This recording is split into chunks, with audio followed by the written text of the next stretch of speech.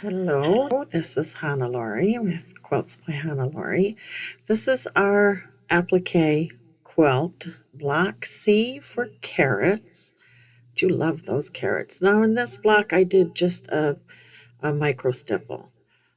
I love stippling. I think it has a beautiful effect.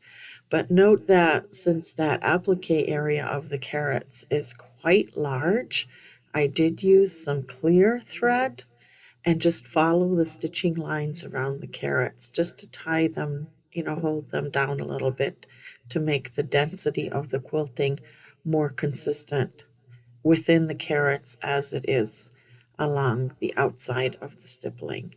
So here is our block C with a micro stipple.